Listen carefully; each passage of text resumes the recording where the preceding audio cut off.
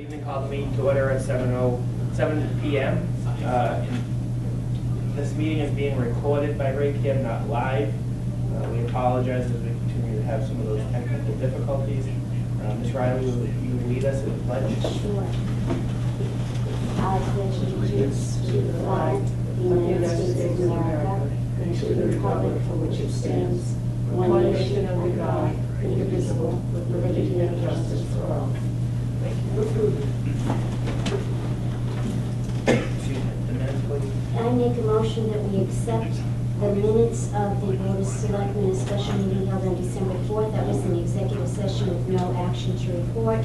And also the minutes of the regular meeting on December 10th and the minutes of the special meeting on December 11th, which also was held in executive session with no action to report. All in favor? Aye. Those are approved. Thank you, Ms. Riley. Department head, Matt Tanis, our health agent, Matt. Good morning. Need an extra minute because I have a handful of things to go over regarding the changes in the tobacco regulations. But last 2 weeks have been pretty busy, and mostly because the state has ended the vape ban, and in turn has now created a more comprehensive tobacco control regulation and program for the entire state. So that most importantly, with the exception of two establishments in town, all of our tobacco retailers are all non-age restricted establishments, meaning convenience stores, liquor stores, things like that. So I can just go down a couple of the highlights with what they have to currently comply with regarding the vape, and also what they're going to have to comply with as of June 1st, 2020. So right now, the convenience stores and liquor stores, they cannot sell any tobacco products, including cigarettes or e-cigarettes, to anyone under the minimum legal sales age, which is 21. Be past the 21 prior, so there's no grandfathering. That's been in effect for quite some time. They cannot sell any flavored e-cigarettes, flavored vaping products, or electronic nicotine delivery systems that have a nicotine concentration of 35 milligrams per milliliter or higher. They cannot advertise any tobacco products that they cannot sell, use fraudulent or misleading statements in advertising, or display advertisements with celebrities, cartoons, or similar endorsements. They can sell non-flavored electronic nicotine delivery systems, e-cigarettes, vaping devices, whatever. They can sell all of the pens, the paraphernalia. They just can't sell anything that's flavored, basically, is what it comes down to. And they have to ensure that the content of the nicotine is less than 35 milligrams per milliliter. And the store, each individual store must maintain records from the manufacturer of the device showing that it's the 35 milligrams or less. And we can request to see that any time for all the products they're currently selling. They must keep all tobacco products, including cigarettes and e-cigarettes, that are for sale behind the counter where sales are made and out of reach of the consumers, which has been standard all along for us anyway. And they must display all newly required signage that's in plain view of the person standing at the cash register. I think there's 5 or 6 new signage pieces that have to be displayed. So I've given, over the last 2 days, I've gone to all our tobacco vendors, explained everything, given them a packet that includes all new signage and some information regarding the new regulations, what it means for them, some questions and answers, and tried to help them out with all these changes yet again. So hopefully that will help a little bit. The big thing will be come June 1st, 2020, all flavored tobacco, cigarettes, cigars, e-cigarettes, if it's a tobacco product and it's a flavor, including menthol cigarettes, is banned in the state of Massachusetts. So that's been a What date is it? June 1st, 2020, so about 6 months. The state, Even the menthol cigarettes. even menthol cigarettes. The only place in the state that you'll be able to still obtain a flavored product, including menthol, is an actual smoking bar, which we don't have any in town here. So that even includes any of the 21 and up tobacco-only stores. They can no longer sell menthol. That's a pretty big step. In my visits, a handful of the retailers have thought that it might be a Raynham regulation, which it is not. It's all state related. A couple people have asked, well, can't Raynham go back and say, we'll allow flavors? Locally, we cannot be less strict than the state, just like the state can be less strict than federal. So we can be more strict than all this. So it's been a bit of an education piece. It will go back out probably in about 2 months. Now, once the vaping is all under control, and just start a little education on the what's coming for June 1st. So every time I think I'm going to go with police and do some compliance checks, the state comes up with new regulations or updates. So I haven't done compliance checks, just trying to get everybody up to speed with what's going on, on the retail side. That is a big change. So, yeah, so I'll keep you informed if anything else comes up, but that's been a big change. So that being said, all our annual permitting is well underway, and a good majority of the permits have already been put out in the mail or are going out in the mail this week. So so far so good. The inspector position, the posting is set to close this coming Monday, the 23rd. I probably have about a half dozen applicants that we could call interviews. After it closes, I'll sit down with Mr. Waters and we'll go over all the applicants and maybe set us an interview dates after New Year's. Week after New Year's. Hopefully we can get someone in at some point in the next 6 to 8 weeks. So we'll see. In the meantime, I've been keeping up with all the necessary inspections. I've had 2 openings, barrels, boards, and the second location for Dippin' Donuts on 44. They've full satisfaction to open. There's a couple other places that are still in limbo. With getting open, they're not quite ready for inspection yet. So we'll be working with them over the next couple of months to get them open as well. Last week I had our quarterly meeting with our coalition, our Mass Department of Public Health emergency planner, and we've continued to meet all the state requirements for public health emergency preparedness, which is good about all their drills and requirements. In March, every year we usually do a walkthrough of our emergency dispensing site. This year we decided as a Bristol County Coalition, instead of doing our regular EDS walkthroughs, that we'll do a coalition-wide tabletop exercise to really understand how everything works with different communities and in a big event. Should we have another flu epidemic or something like that? So looking forward to that in March. We also discussed the Triple E season of 2019, things that the state can improve on, things that we can improve on, things like that.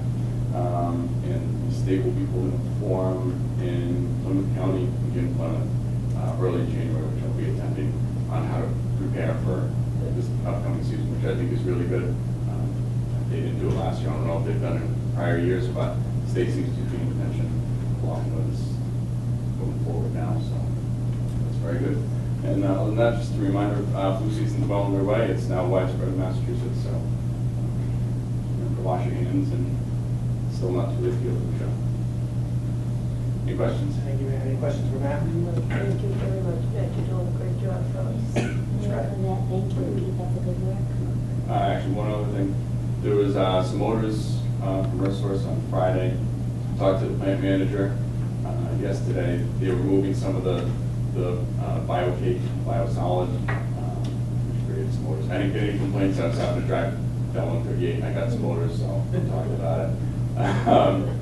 But I did they're the same thing and almost called you. Yep, I did ask them where they were at with trying to get rid of some of that material, and they're trying to work on it. Unfortunately, the weather, they can't do when it's raining. It becomes a very slick soup. What about across the street? Supposedly, all of Earth Source material has been removed from across the street. There may be other material from other operations that's still over there, but It's quite a big pile over there. Earth Source is supposedly, but I'll double check on that. When I came by Saturday, it was a mess there. Piles and piles and piles on the Greyhound side, you know, Oh, on that side, yes. that side. Yeah. And That's then what when they're you still look over trying to the other remove. side, there's another great big pile, it looked like trash. So I know Give some a of quick it's, run up some there. of it's from Patriot Recycling too, but I'll check with, either Mr. Kelly or the planning manager. I'll see Okay, what they're- thank you very much, appreciate it. Thank you, Matt. Good night. You too. Appointments, we just have one, the reappointment of Adam Loomis as the constable. What's the board's pleasure? Passed the inspection of the police department, as long as it passed. Yes. Second? All in favor? Aye. Approved, thank you. We have no members of the public with us this evening, no public hearings. Nobody likes us, so New business, we have the annual approval of the alcohol and entertainment licenses. The board has a list of the establishments in our package. What's the board's pleasure? well, we can move to accept them as is. Yep. And at any time, we can always have an establishment in, if we have questions or comments. There is one that I would like to have in after the fact. We can do that next time. These are all the names. Yes. Yes. A motion to approve? One second. Yeah, second. All in favor? Aye. Approved, thank you. Tag days for Girl Scouts and Freetown Lakeville Athletic Association. What's the board's pleasure? Motion to approve? Second. All in favor? Aye. Those are approved. New business, Mrs. Smith. New business, I have none. Okay, Ms. Ryan. No. All right. Old business, Mrs. Smith. I don't think I have anything. Okay. Ms. Ryan. No, thank you. Thank you. Town administrator's report, Mr. Waddles. Thank you, Mr. Chairman. Our Finance Committee has suffered 2 resignations. Recently, Ms. Maria Gomez and Mr. Michael Sheridan have left the committee. The town thanks them for their service and wishes them a financially prosperous future. Because of these resignations and 2 other absences, the Finance Committee did not have a quorum to hold tonight's meeting. The chair has postponed the meeting until a future date to be announced for January of 2020. The town sewer Phase 7 S&P Global bond rating call. The town's finance team held a bond rating call with S&P Global to have them rate the town's credit worthiness on the proposed approximately $1.6 billion bond for the town's final sewer phase, Phase 7. The town is seeking an upgrade to its credit rating due to its strong financial reserves and low debt ratio. Lessons learned from this call for the finance team, which will be working on several permanent financial policies, including debt policy, stabilization and reserve policy, and OPEB funding policy. A special thank you to Mike Lally of the Board of Assessors for taking time to come in and participate on the call. One item that I did not include in my report, the town has engaged West End and Sampson in consulting engineering services for an emergency action plan for Kings Pond Dam. Kings Pond Dam is, I forget the road that I just located off of, but it is a dam that has been identified as a high hazard dam. They will be conducting a simplified breach analysis, which will model the simulation of the failure of the dam and its downstream flooding extents in the Pine Swamp Brook, Forge River, and Taunton River. So that will be going forward in the future. Finally, upcoming Selectmen's next regularly scheduled meeting will be Tuesday, January 7th at 7 p.m. in the Don McKinnon Meeting Room of Town Hall, right here. The Planning Board meeting for December 19th, 2019 has been canceled, and the Government Study Committee will be meeting again on January 6th, 2020 at 6:30 p.m. in Town Hall. Great. Any questions for Mr. Waters? No, sir. Great, thank you. So, Selectmen's report, Mrs. Smith. It's been very quiet. I think everybody's gone Christmas shopping and all, but I did go to the Life Care and congratulated them on behalf of everyone for the 25 years of service that they've given to the town of Raynham. And let's see, Representative Chico sent Lou down, and he serenaded everybody. Feliz Navidad. Yeah, in 2 languages, English and, yeah, just about. But it was a lovely, lovely time, and everybody was most appreciative that we stopped by. That's about all I did last week.